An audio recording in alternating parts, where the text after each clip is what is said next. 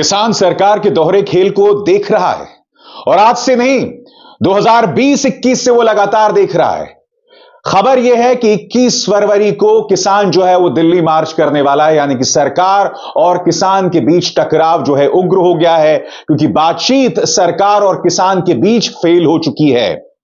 अगर एक सेंटेंस में कहा जाए तो सरकार ने यह कहा था कि भैया आप 5 फसलों पर एमएसपी ले लीजिए, न्यूनतम समर्थन मूल्य। किसान ने कहा नहीं, हमें चाहिए संपूर्ण एमएसपी। यह पूरा मुद्दा क्या है, किसानों की क्या मांगे, वो सब मैं आपको बतलाऊंगा, मगर आपको समझना पड़ेगा कि किसान दरअसल नाराज क्यों है। वो देख रहा है कि एक तरफ तो सरकार बातचीत का ढोंग करती है, मगर दूसरी तरफ उसके समर्थकों पर लगातार निशाना साधा जा रहा है। मैं आपको बतलाना चाहूंगा दोस्तों कि सोशल मीडिया पर जितने भी हैंडल्स इस वक्त किसानों का समर्थन कर रहे हैं, एक एक करके उनका सफाया किया जा रहा है। आपके स्क्रीन पर दोस्तों ये वो तमाम हैंडल्स हैं और मैं आपको पढ़ के सुनाना चाहता हूं कौन कौन से हैंडल्स हैं। एक है पंजाब, इसके अलावा गांव सवेरा, मनदीप पुनिया, इनका जिक्र मैं आपको पहले कर चुका हूं। इन तीनों सोशल मीडिया को ट्विटर ने साफ कर दिया है। क्यों? ये लोग कोई दंगा नहीं भड़का रहे थे दोस्तों, ये लोग सिर्फ किसानों की बातों को रख रहे थे। किसान इसी बात को देख रहा है। और सिर्फ ये 3 हैंडल्स नहीं, आपकी स्क्रीन पर देखिए, ट्रैक्टर टू ट्विटर, इस अकाउंट को भी विथहेल्ड कर दिया गया है। ट्राइबल आर्मी अकाउंट विथहेल्ड, रतन 1990 अकाउंट विथहेल्ड, रमन मान 1974 अकाउंट साफ, पांधेर सरवन अकाउंट साफ, हंसराज मीना अकाउंट साफ। और ये तो सिर्फ ये 9 मिसालें हैं दोस्तों, दर्जनों में इसी तरह से सोशल मीडिया पर वो जो तमाम हैंडल्स हैं जो किसानों की बातें उठा रहे हैं, उनका सफाया किया जा रहा है। किसान नेता जगजीत सिंह डल्लेवाल, याद कीजिए दोस्तों, इनके एक बयान को आधा अधूरा पेश किया था मीडिया ने और यह दुष्प्रचार चलाया था कि किस तरह से प्रधानमंत्री नरेंद्र मोदी का ग्राफ ऊपर जा रहा है, उस ग्राफ को कम किया जाए, उनकी लोकप्रियता पर वार किया जाए। याद है आपको? तमाम न्यूज चैनल्स ने झूठी खबर चलाई थी, जबकि जगजीत सिंह डल्लेवाल सिर्फ एक ही बात कह रहे थे कि एक राजनेता तभी एक मुद्दे पर हरकत में आता है जब उसे यह पता चल जाए कि उसकी लोकप्रियता कम हो रही है, चुनाव का मौका है, लिहाजा प्रधानमंत्री नरेंद्र मोदी पर दबाव बनाया जाए, क्योंकि प्रधानमंत्री एक राजनेता हैं। जब उन्हें यह पता चलेगा कि वो किसानों की बात नहीं मान रहे हैं और जब किसान सड़क पर उतरेगा आंदोलन के लिए, तो उन्हें अपनी लोकप्रियता की चिंता होगी। सिर्फ यह बात कही थी जगजीत सिंह डल्लेवाल ने, और आपको याद है उनके बयान को आधा अधूरा किस तरह से पेश किया गया था। अब सोशल मीडिया पर तमाम वो समर्थक जो कि साथ दे रहे हैं किसान का, उनका सफाया किया जा रहा है। यह तो दोहरे मापदंड है ना, क्योंकि अगर आप बातचीत कर रहे हैं तो आपको सार्थक संवाद कायम करना चाहिए। यह दोहरा खेल नहीं हो सकता। मैं आपको बतलाना चाहूंगा कि दरअसल यह मामला अटका कहां पर है। आपकी स्क्रीन पर खबर, सरकार और किसानों के बीच चौथे राउंड की बातचीत के बाद सरकार ने 5 फसलों पर 5 साल के लिए एमएसपी पर गारंटी देने की बात कही थी। किसानों ने सरकार के ऑफर को ठुकरा दिया है। किसानों की तरफ से कहा गया है कि वो अब 21 फरवरी को दिल्ली चलो मार्च करेंगे। सरकार ने अपने प्रस्ताव में कहा था कि मक्का, तूर, अरहर, उड़द और कपास की फसल को एमएसपी पर 5 साल तक सरकार खरीदेगी। एनसीसीएफ और नाफेड जैसी कोऑपरेटिव सोसाइटी किसानों के साथ करार करेगी। खरीद की कोई सीमा नहीं होगी और जल्द ही एक पोर्टल तैयार होगा। मामला दोस्तों यहां पर आकर अटक जाता है। किसान नेताओं ने इस पर क्या कहा है दोस्तों, आपके स्क्रीन पर।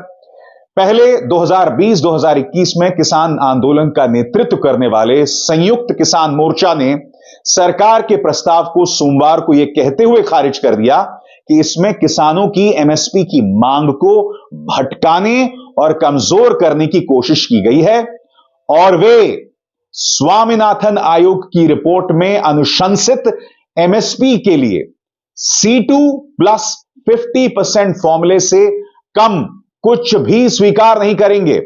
बाद में किसान नेता जगजीत सिंह डल्लेवाल ने कहा, हमारे दो मंचों पर चर्चा के बाद यह निर्णय लिया गया है कि केंद्र का प्रस्ताव किसानों के हित में नहीं है और हम इस प्रस्ताव को अस्वीकार करते हैं। दोस्तों, ये खबरें लगातार फैलाई जा रही थी कि दरअसल ये जो किसान उठे हैं, दरअसल ये भाजपा प्रायोजित हैं। ये कहा जा रहा था कि भाई भाजपा ने इन्हें जो है बढ़ावा दिया है और इसका मकसद यह है कि किसान आंदोलन में बंटवारा पैदा करना। और आपको याद होगा कि राकेश टिकैत भी इस बात की ओर इशारा कर रहे थे।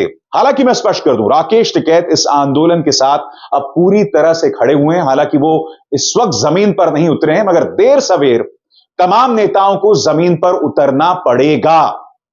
मैं आपको बतला दूं दोस्तों, कई जगह यह भी खबरें फैलाई जा रही थी कि किसान सरकार की मांग से सहमत है और अब यह आंदोलन खत्म कर दिया जाएगा।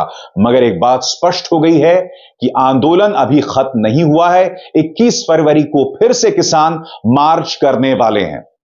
आपके जहन में सवाल होंगे कि एमएसपी के अलावा किसानों की और क्या क्या मांगे हैं। एक एक करके वो मांग आपके स्क्रीन पर आ रही हैं।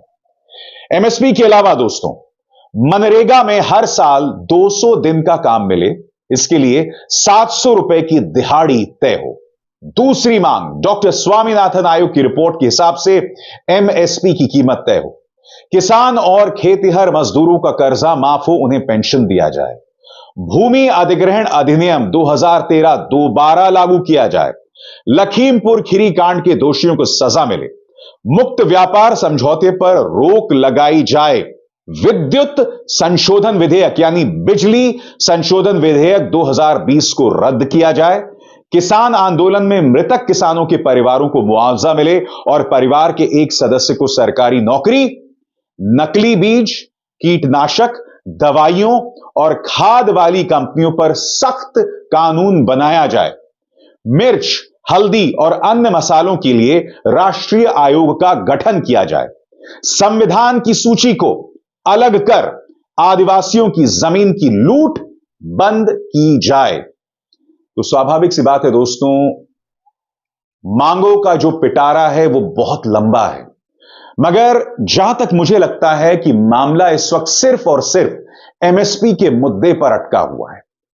अगर एमएसपी और यही नहीं, स्वामीनाथन आयोग की सिफारिशों के हिसाब से C2 + 50% वाला फॉर्मूला सरकार मान जाती है तो यह आंदोलन उसी वक्त खत्म हो जाएगा। ये जो बाकी मांगे हैं जिसका मैंने आपको जिक्र किया है, ये अतिरिक्त मांगे हैं और ये वक्त के साथ इसे संबोधित किया जा सकेगा।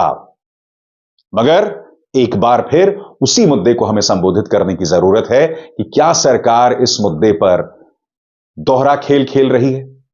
एक तरफ लगातार किसानों पर दबाव बनाया जाए, उनके नेताओं को बदनाम किया जाए, उनके आधे अधूरे बयानों को पेश किया जाए, उनके समर्थकों का सफाया सोशल मीडिया से किया जाए, क्योंकि देखिए मुख्यधारा की मीडिया में वैसे भी किसानों का पक्ष नहीं रखा जा रहा है। ऐसे में अगर सोशल मीडिया से भी उनका सफाया हो जाए तो यह अपने आप में बहुत बड़ी त्रासदी होगी दोस्तों। अब अभिसार शर्मा को दीजिए इजाजत। नमस्कार। स्वतंत्र और आजाद पत्रकारिता का समर्थन कीजिए, सच में मेरा साथी बनिए। बहुत आसान है दोस्तों, इस ज्वाइन बटन को दबाइए और आपके सामने आएंगे ये 3 विकल्प, इनमें से एक चुनिए और सच के इस सफर में मेरा साथी बनिए।